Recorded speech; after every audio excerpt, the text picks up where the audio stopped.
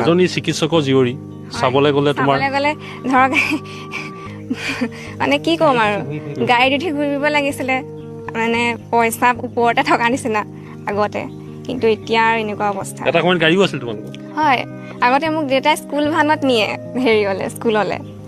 দেউতা ডিউটিত যাওঁ তেতিয়া তাইক মই স্কুল ভানত স্কুল ভেনত নিয়ে আৰু যেতিয়া মই ডিউটি নাথাকোঁ তাই মোক তাৰপিছত তেতিয়াতো বহুত অৱস্থা ভাল আছিলে, যিটো লাগে বুলি কওঁ সেইটোৱে আনি দিয়ে।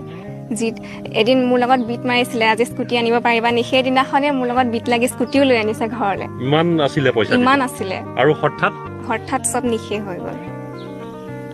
এতিয়া মানে এসাঁজ খাবলৈও চিন্তা। দেউতাই কৈছে বহুত দিন মাছ মাংসই খাই পোৱা নাই। হয়, সেইটো সঁচা। এতিয়া মানুহে হাঁহিও লাভ নাই মিছা কৈছে বুলি।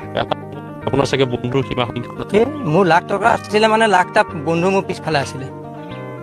10,000 টকা লাখ বুলি ক'লে মই 15,000